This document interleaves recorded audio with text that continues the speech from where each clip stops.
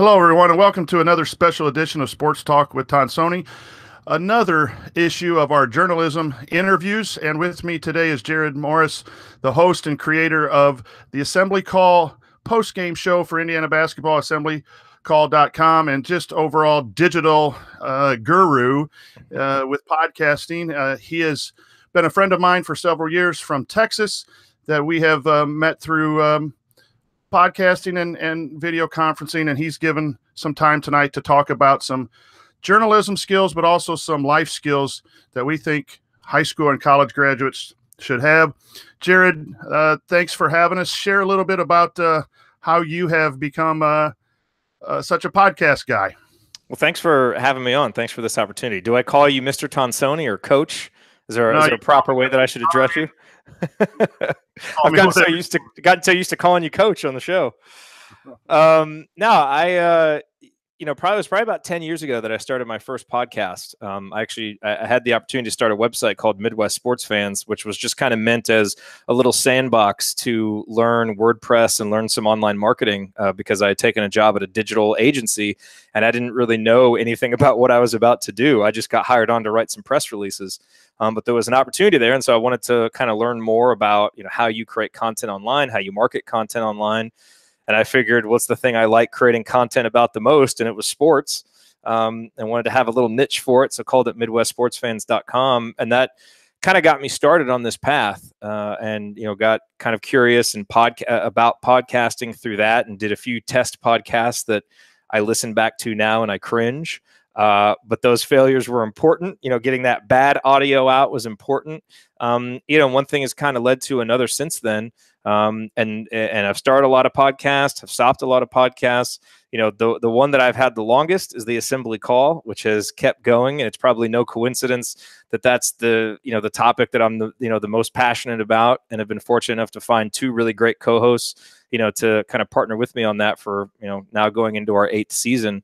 And then, really realized that I had a passion and a great enthusiasm for helping other people connect with audiences and share their stories and launch their own podcasts. And so, now have kind of taken on a role as a podcasting mentor and really try to help, other people start their shows and build their audiences and take a realistic view of how hard it will be to create a successful podcast, but also how rewarding it can be to do it as well. So that, leads me to where I am today, which is a place where I'm really, really excited to wake up every day and do the work that I do, which is really about all you can ask for, I think. Yeah, and one of the things that as people follow you and work with you is helping others has been just tremendous. The amount of help and assistance that you've given to people like myself, your interns that you've hired, and so forth. But let's get started on these skills and this the advice that you can give our young people. And the first question, Jerod, is what skills do you believe productive employees have, productive members of shows like yours? What would you say to high school, college kids that they really need to pay attention to in order to be successful?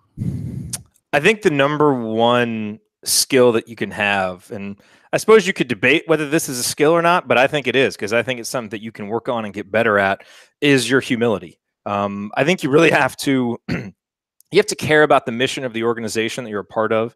And I think you have to care about the opportunity that you've been given as much as, if not more than, your own personal success and your own personal advancement. And that's true if you're, working at a quote unquote regular job, if you're, creating content for an audience.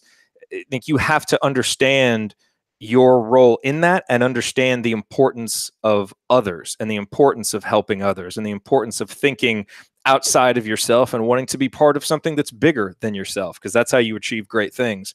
And that's, if you want an employer to look at what you do and value what you do and become irreplaceable, become the most humble guy there, become the best teammate, become the guy who helps the most people, and you will become that person, the guy or gal. And I think, something that goes along with that is being accountable to your commitments. There's nothing worse when you have someone working for you who says they're going to do something and then doesn't do it. Because if I can't trust your word, if I can't trust that you're going to do what you say you're going to do, I'm not going to want to give you responsibilities, and I'm certainly not going to be able to give you the freedom that you need to also be able to learn and grow in the role, which is something that you want. You want to have enough trust from your employer that, you have some room to kind of grow and make mistakes, and you will be afforded that if you're accountable and if you have that humility. And then I think also just the willingness to responsibly take initiative.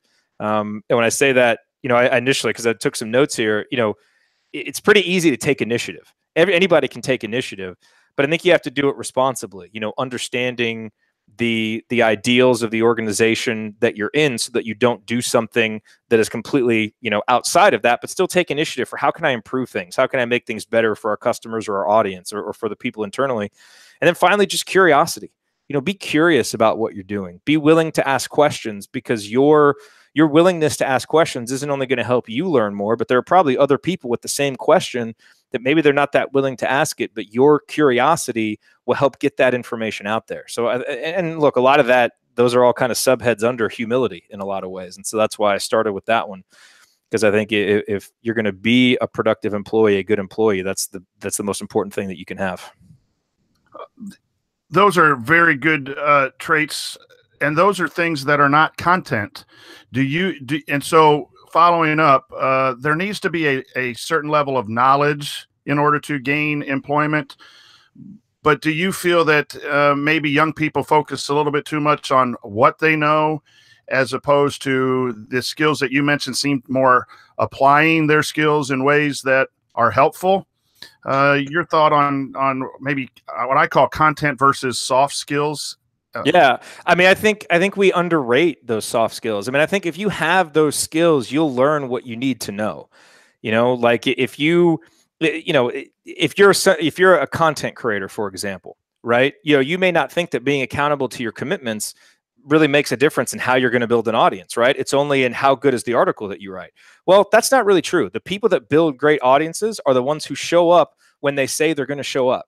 We were talking about this before we went on the air, why this great community has, kind of been generated around our assembly call shows on Thursday nights.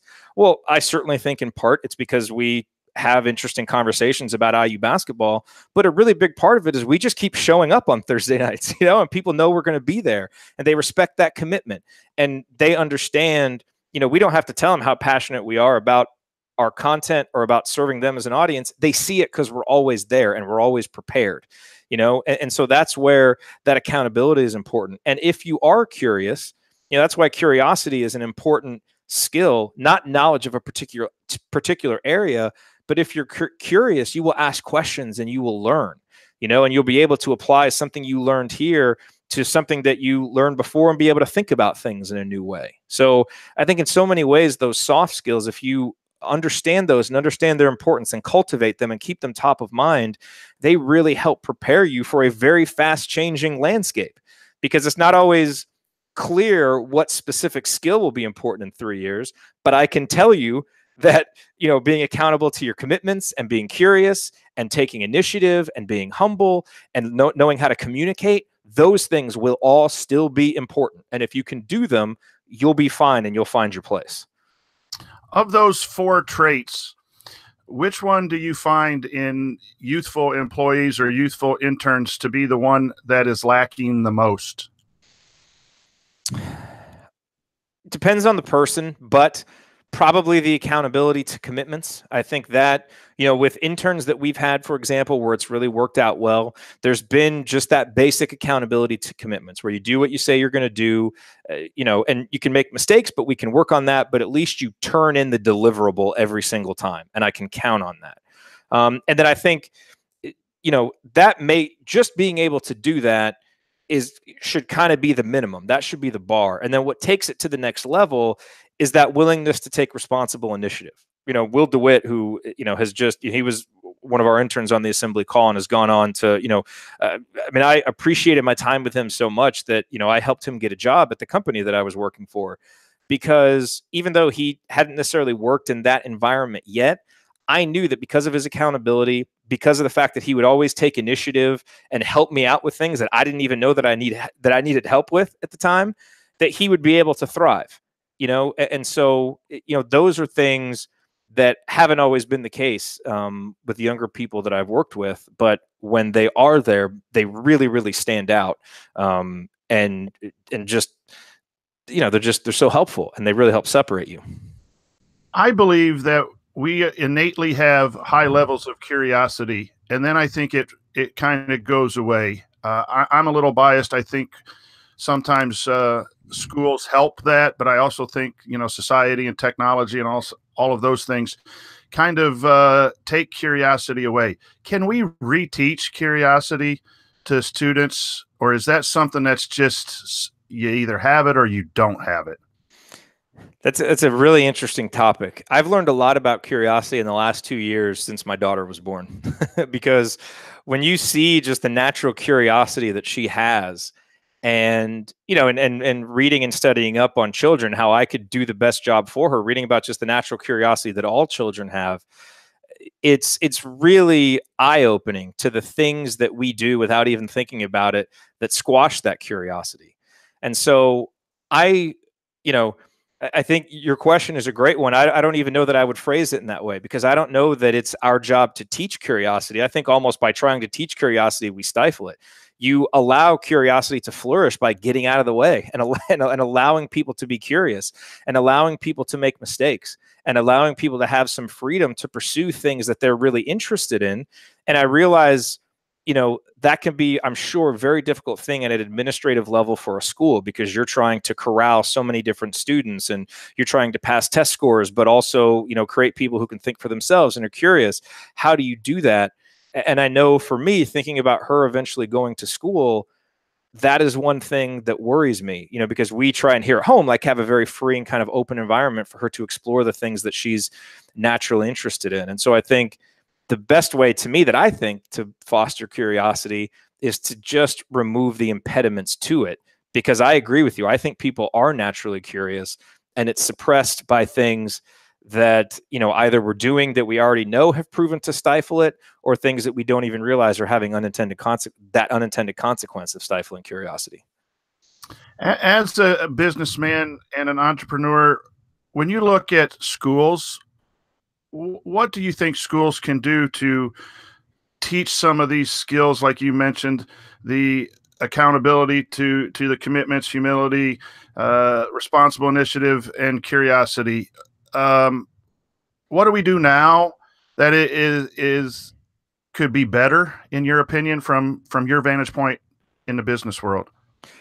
Well, I should say, it's been so long now since I've been in school. I don't know that I feel fully confident, judging what schools do now, because I don't know that I fully know what schools do now. But I think in general, what we can do, and what I think we can probably do more of, is teach leadership skills and teach people how to fail.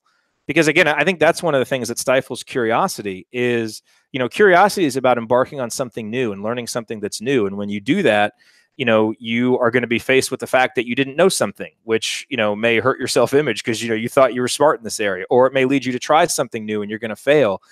And so I think if we provide an infrastructure where people can try and where they can fail, and where failure is put into the proper context, and rather than being, chastised for failing, you're taught the benefit of what that failure could be, I think that could really help. Because that fear of failure, when you get out and when you're on your own, can really lead to, I think, a stifling mentality for people. And so I think, providing, within the safety of a school, providing an infrastructure where people can fail in a way that's not going to have a long-term impact, I think could be huge. And then, and again, with leadership skills, anything that we can do to put people in a position where they have an opportunity to lead.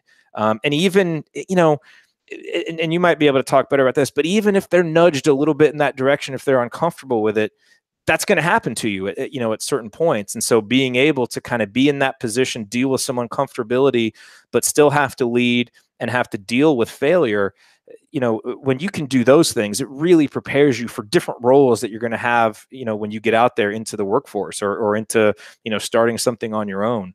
And I think maybe we waste those opportunities when we're young, trying to protect people, when, maybe it would be better to give them some freedom to fail in a safer environment. The idea of failure in an educational setting is one of the big discussions going around nationwide. How does that look in schools? And it's kind of counterintuitive to the whole test scores and having to meet some accountability and who's responsible for the failure. And right now, and I can't agree with you more as an educator. It's not normal as schools have done in the past to do those things. Mm-hmm. And what you talked about was we talked off air a little bit about how I lost a podcast with a couple college kids that were doing a soccer preview, Mm-hmm. and some of the technology that I was using didn't work. And ultimately, that was a failure for Sports Talk with Tonsoni. It wasn't something that I did to personally fail, but the show did not get produced. But that led to curiosity, and I spent the better part of 4 days finding ways to record a backup. And Yep. I don't know that I have the best equipment yet. I need to raise some revenue yet, but I found a way within my means to not lose another show. And that's, we need to, I think, have discussions in education along those lines.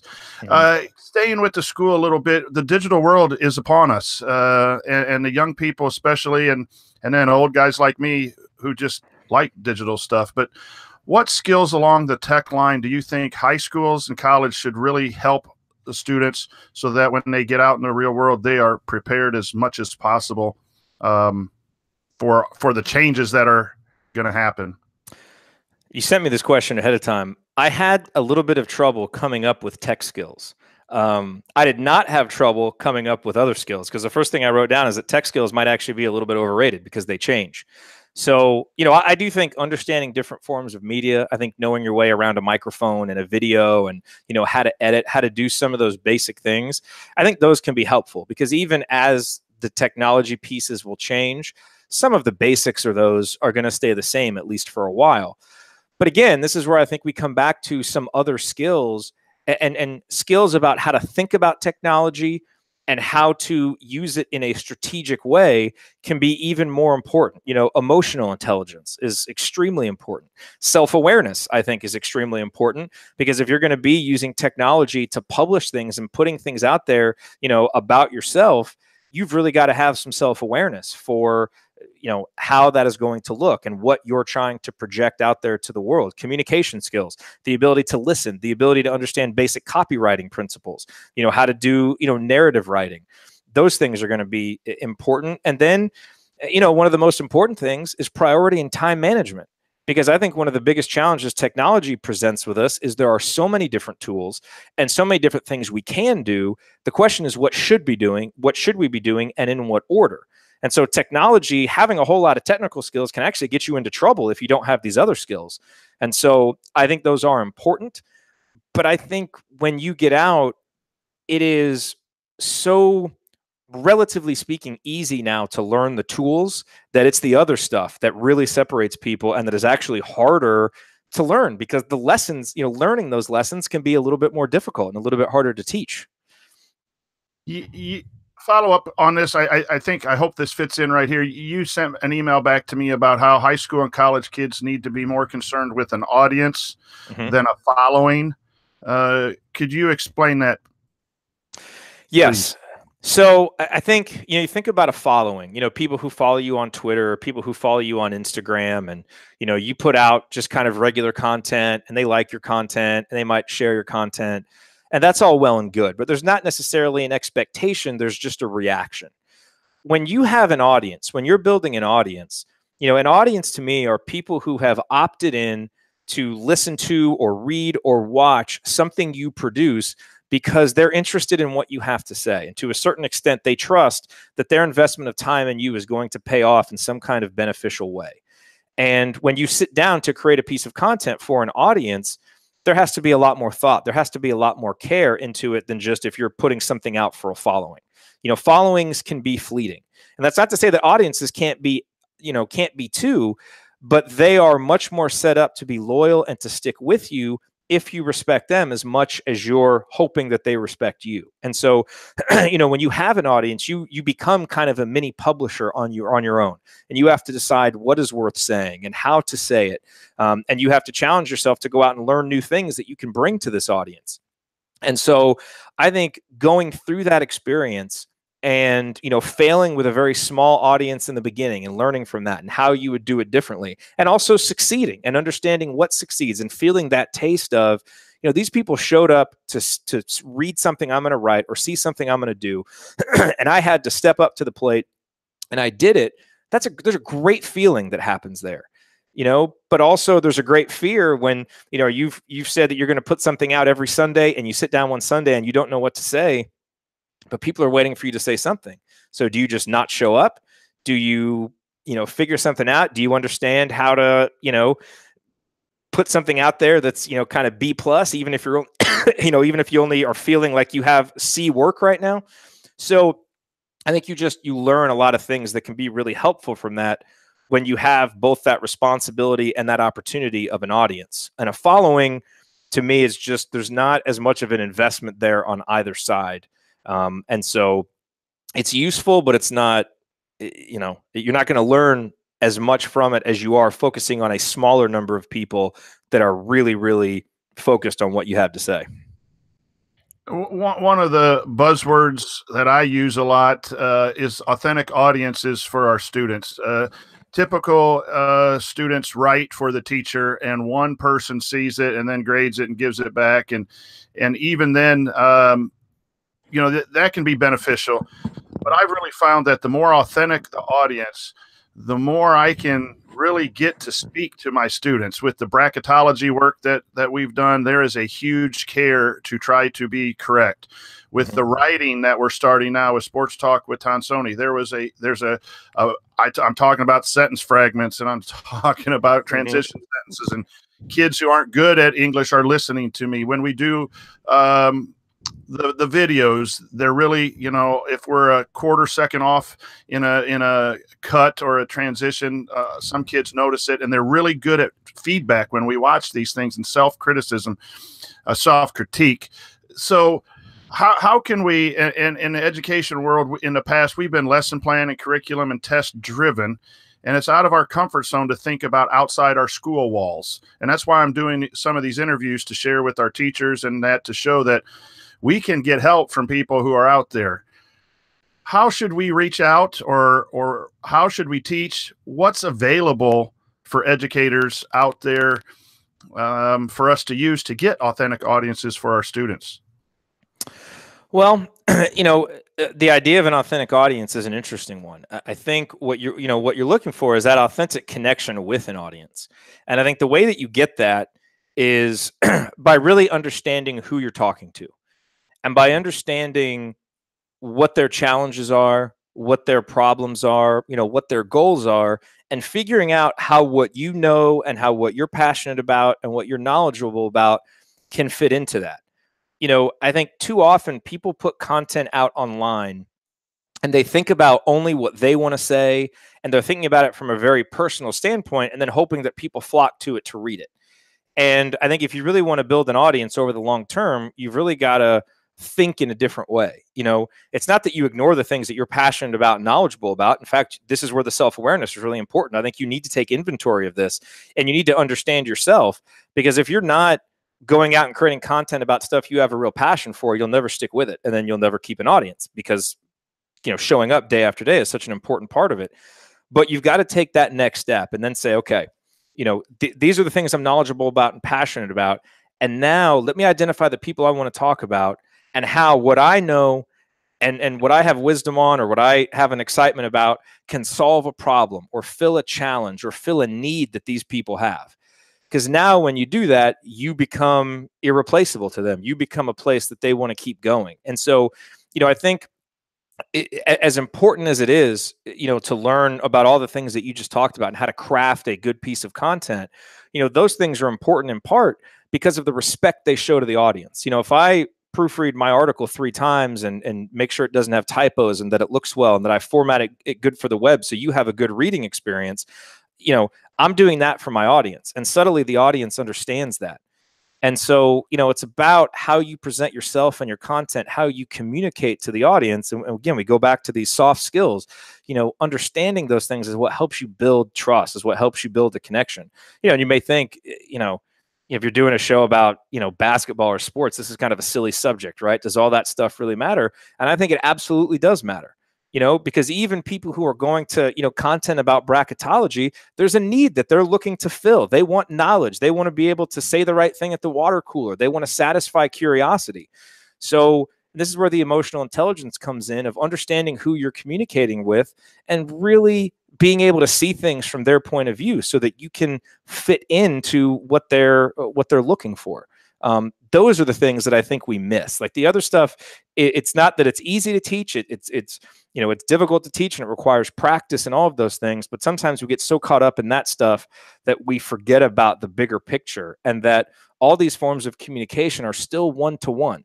When we're doing the assembly call, you and I are talking in the Zoom room, but we're talking one-on-one to all these different audience members who are out there. We've got to keep that in mind, because that's how you build an audience, is one person individually at a time saying, I want to be part of what this person's doing. And that's going to be the same as you start your own podcast when you're 16 to if you're, a professional journalist when you're 35, so those things aren't going to change. And I probably shouldn't have said what I said about Hoosier Hysteria to help you continue your audience. I think that was a great example, because I think there were people out there who share that exact same view that you did. And either way, people come to the show because they want to hear our opinions. And so it actually, to me, would have been the wrong thing to hold that back, because that's genuinely how you felt. And I think our show has created a connection because we're not afraid to say that we're fans while also still providing analysis. But you know immediately what the bias is. That's right out there from the beginning. And people hear in the things that we say, things that they're thinking and that they feel too. And that builds that relationship. And that's different than the other shows that are out there. And that's, positioning is a big part of how you build an audience. How do you provide something a little different than what other people are providing out there? And I think that was actually a great example of why our show is a little bit different. Well, thank you. And you mentioned something that hits home to me too. We've had success in bracketology, and it was from something that we just wanted to answer a question: where were the state schools going to be seated? And we wanted to look into that, and we've been successful with that. And when you tell your story, you do sometimes say, and I say it wrongly, it's just bracketology, it's just basketball. But there is a huge need for that, and there's a lot of sports fans that are looking for that. And so that is something that I think our guys in our school should look at, as not just sports, but something that we have done extremely well. That's a great point. And on that point real quick, there's always room for self-deprecation, always in what you're doing. And I think a big key is, not taking yourself seriously, but taking your content and your audience really seriously. So it's, like we can get on a show or whatever, and I can say, here we are in August, talking about college basketball, and there's nothing really to talk about. And yet at the same time, I spent 3 hours preparing a run sheet with content so that we could talk about something specific.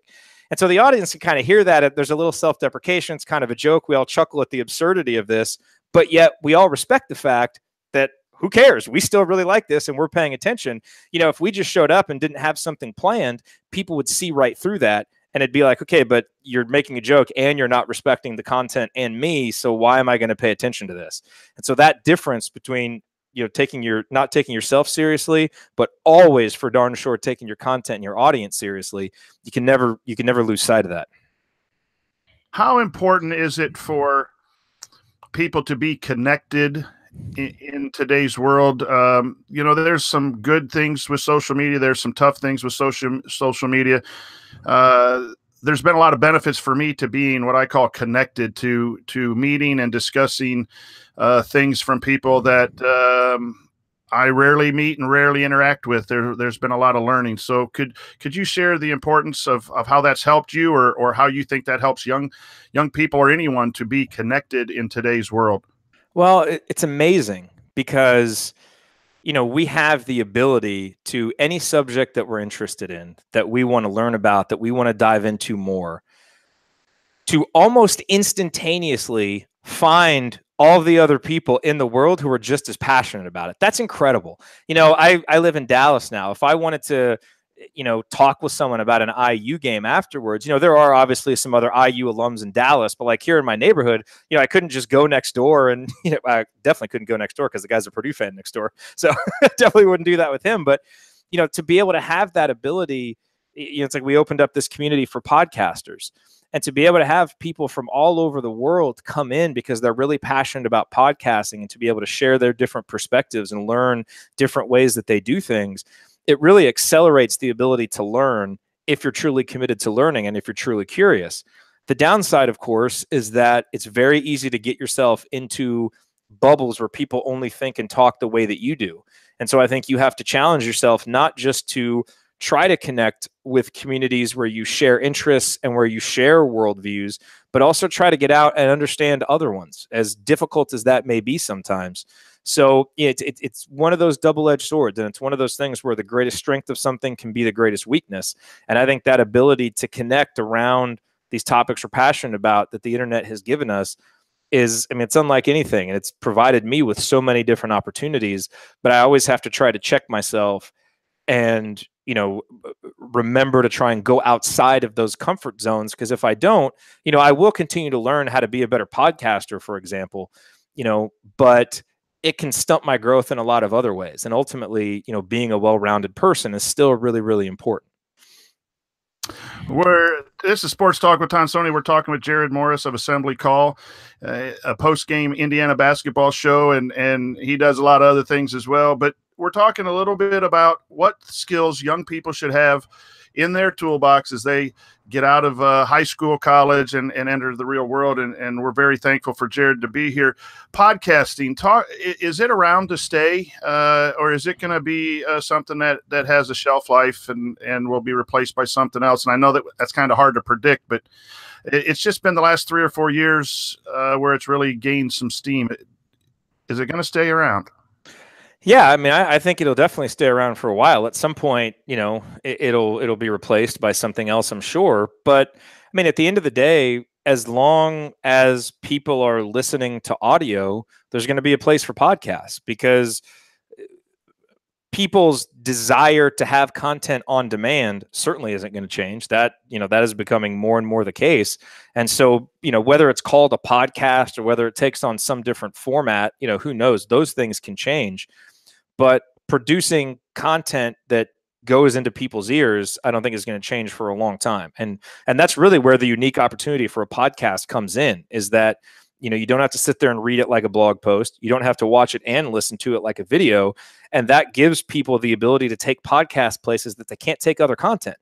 And so, like I had a guy who listens to the Assembly Call a couple of weeks ago, I was talking to him on the phone, and he was like, now don't take this the wrong way, but sometimes I fall asleep listening to your guys' show.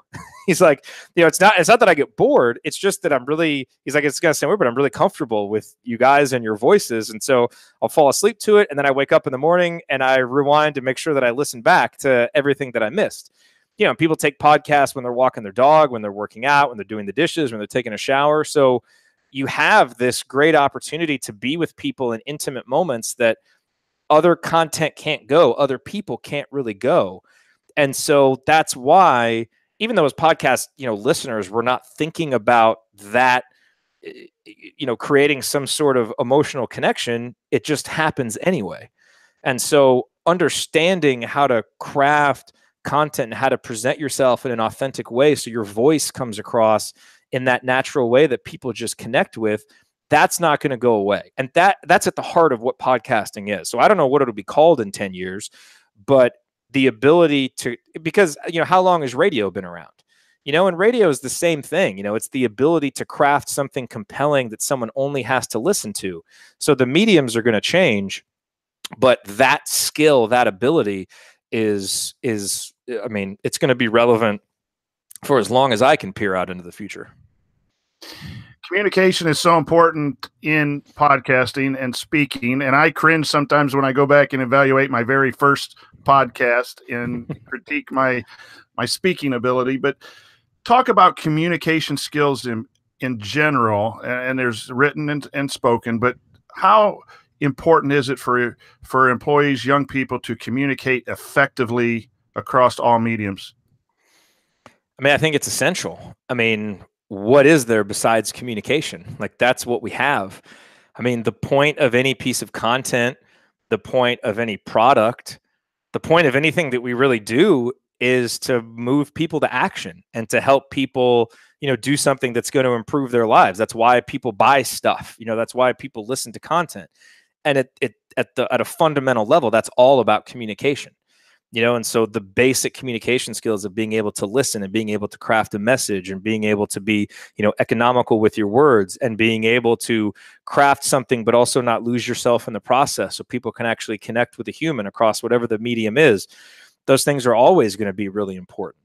And when you can do that and have practiced the skill enough to be really confident in it, it just gives you a leg up in almost anything that you're going to do. Whether you're having a one-on-one conversation with your boss, whether you're speaking to, a room full of 1,000 people, whether you're creating a webcast that hundreds of people are going to watch, there are different subtleties, obviously, of the skills that are important there, but the basic elements of communication, run through all of those. And if you don't have them, and if you're not willing to work on them and improve them, it can really, really hold you back. And it forces you to do things that don't require communication. And there aren't a lot of things like that also are going to be reliable and be something that you can count on to help you earn a living. I couldn't agree with you more. And I sometimes, when I look at educational philosophy, the amount of time that students sit and have paper in front of them is a concern of mine, because I think the spoken word, most students don't want to get up and give speeches. They don't like that assignment. Yeah. And even in email communications, I had a wonderful student who's doing something for me, address me, and they said, "Hey," in an email. I think, again, that's big and important to me, because you do have to move people and move product and move your stories. And that's not going to be done on paper. That's going to be done on your interpersonal skills or relationships and your conversations. So just a couple more questions for you, Jerod. And I know it's about the time for the weekend and Friday night football. Has that started down there in Texas, high school football yet? It is in Indiana tonight. Yeah, I know it starts in Indiana. I don't know if it started down here. That's a good question. I don't really follow the high school scene. It's funny. My sporting life is so much more geared toward what's going on in Indiana than what's going on down here in Texas. I know a lot more about the Indiana high school football schedule than I do about the Texas one. So I just have a couple more questions. Entrepreneurial skills. Yeah. It seems to me like we're headed to an economy which is going to be heavy with technology and a heavy into creating your own business and making your own money in 10, 15, 20 years. How important is that to be able to create and run business going to be in the near future? It's really important. And I think it's really important to not think of quote unquote entrepreneurial skills as only something that people who are starting a business can benefit from. There are always opportunities to be intrapreneurial in whatever organization you are in. And some of the best opportunities I was able to have, some of the best lessons I was able to have were because, I've been fortunate enough to work for bosses who appreciated an entrepreneurial mindset and gave me the freedom to go explore some things and to kind of make mistakes, but to figure things out as I went.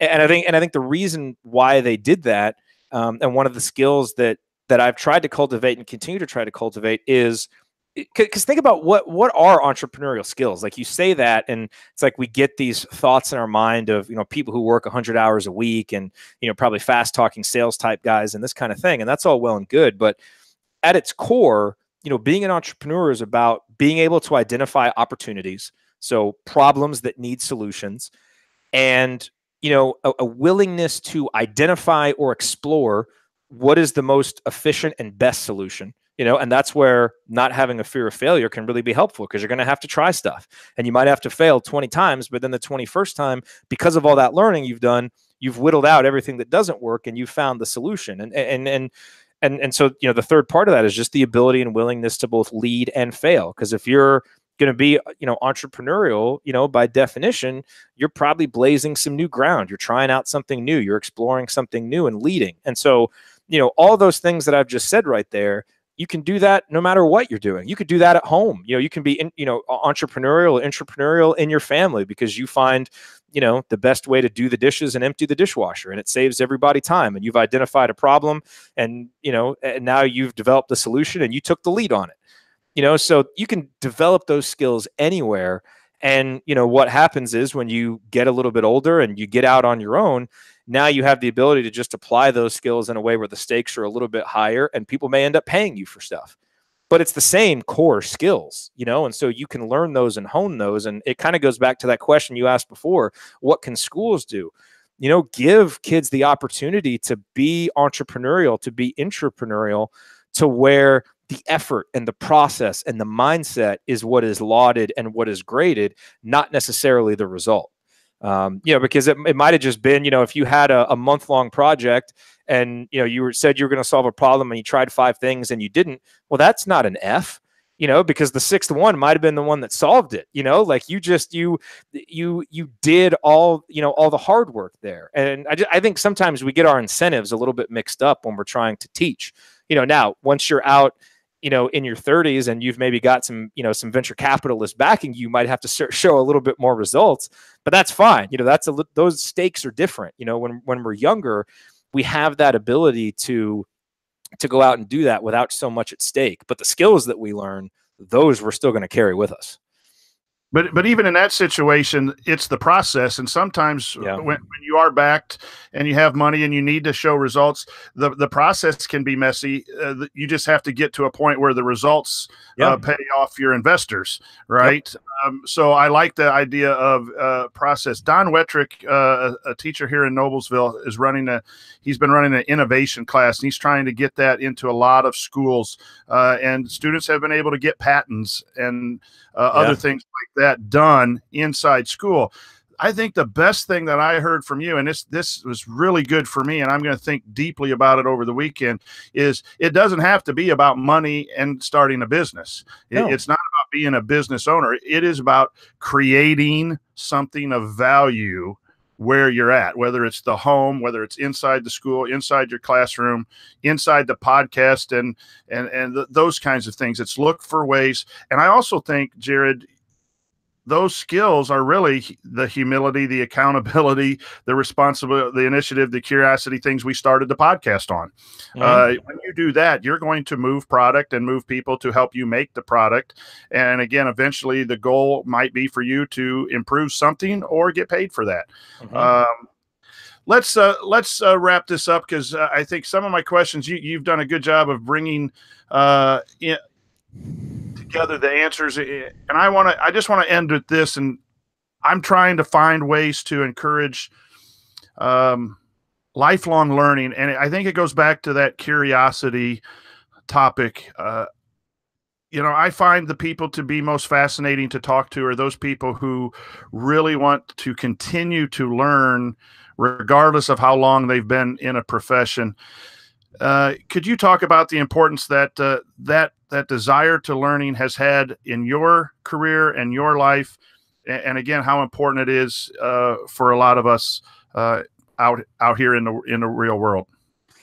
Yeah, I mean, you talk about that, and people talk about wanting to be lifelong learners, and I think it is something absolutely that one should aspire to. But I think even more than wanting to aspire to it, I don't really think we have a choice. Like, I think you have to be a lifelong learner, or it's going to be really difficult to survive. Gone are the days probably where you can work at the same job for 30 to 40 years. Things just change too quickly now. And so the way to adapt and the way to be able to succeed in an environment like that is to be able to learn and to be able to adapt to new situations and to new technologies and to all of those things. So, there certainly should be an element of want to there, but there also needs to be a recognition of the have to, because, there's no point really in sugarcoating that. It's a lesson that's really important to learn at an early age. And I think, for me, I've been in a position, like with the podcast that we host about podcasting and the course that we have, and just through some other opportunities that I've had, where I've been able to be in positions where I've had to talk about the things that I know and try to help teach people. And I like being in those positions because it forces me to continue to learn. Because when I've got, a scheduled time where I've got to come and, talk about this and that for the podcasting or for whatever else it is, if I'm saying the same things now that I said a year ago, people are going to stop listening to me. And so, I guess to a certain extent, out of a respect for how important it is to keep learning, I like putting myself in a position where I have to, and where I actually have to put what I'm learning on display, because it's that extra little push. It's very easy if you never have to kind of put it on display to not do it. And so I think when you can put yourself in those positions, whether it's hosting a podcast or giving a presentation or just, raising your hand for some sort of thing that you're going to be accountable for, that's going to kind of force you to learn and do it better, because you're going to have to tell other people about it. And, I think the other thing, and I've been thinking about this a lot lately, and I think and I don't know where this fits in the things that we've been talking about, but for all this talk about you should start an audience and build an audience and put stuff out there and all of this, I think it's so important to have an appreciation for everything that had to happen to get us here. And I try to think about this, like all this stuff that I'm talking about right now, these are all lessons that I learned from other people, or that I learned because people put me in a position to where I could have the experience to learn this. And so it's easy to get up here and to kind of pretend like I'm giving you all these lessons that I've learned, but I'm standing on the shoulders of so many different people that I have learned these things from. And I think having an appreciation for that, and having an appreciation for the fact that right now, we're talking into a microphone and we're using Google Hangouts, and, this is on Wi-Fi. Like, think of all the technological advancements that we had nothing to do with, that we just, to a certain extent, take for granted. And a lot of them we use for free to build all these great things that we're talking about. And so I think approaching all these things with a sense of gratitude for all the work that had to come to get us here and all the people who had to come to put us in these positions is really important. And that is what motivates me to want to help now lift other people up. And that's part of the motivation to learn, is to say, now I've got to have something to give back to the next generation to help bring them up so that they can be, in a better position and move the ball even further ahead. And when you can have that sense of gratitude, and it's really easy to have when you just kind of sit back and take all that in, to me, it's another really motivating factor to continue to be a lifelong learner, because of just how much there is to learn and how easy it is now for us to pass those lessons on to other people and really have a big impact. Well, Jerod, I want to get this on tape, and I've said this over and over to you, that you have helped me tremendously to find a passion in sports and communication and podcasting. Just your example of watching you hire interns and watching young college-aged men through the program become successful adults. And I've been able to meet some fantastic people through you, both in Bloomington and across the country. You are a role model to me. Hopefully I can be some way back to you. And I'm very anxious to share this with my students and fellow faculty members, because I think you have a lot to give. And you've been, in the 3 or 4 years that I've known you, a person who gives and gives and gives. And I think, the skills that you mentioned, you lead by example on a daily basis. And so I thank you for accepting me into the Assembly Call family. And I thank you for being my friend and taking the time this evening to share some of your wisdom. Oh, absolutely. I mean, part of what motivates me to keep doing that show is, the ability to meet people like you and develop relationships. And I hope that your students understand how unique it is to have someone in your position. And I've always thought this, you call yourself a lead learner. And I just remember, teachers that I had, and I had some great teachers, went to a fantastic high school, but it was still a very much, top down, here's what I have to teach, you need to learn. I never got the sense that there was an appreciation for what they were learning from us. And I think the fact that you bring that to the table and are very upfront about it, that to me makes that makes me more excited to learn when I know that it's a collaborative process, not just, oh man, I'm supposed to take in all these lessons from this person, that we're all in it together. The environment is so important for learning. And so I can only imagine how great that environment is in your classrooms. And I'm sure it is something that, that your students appreciate, because it's a unique thing, at least in the experience that I have. So I appreciate all the experiences I've had with you. And vice versa. Thank you very much. And so this will do it for this special edition of Sports Talk with Tonsoni. For Jerod Morris, I'm Brian Tonsoni. Thank you very much for listening. So long.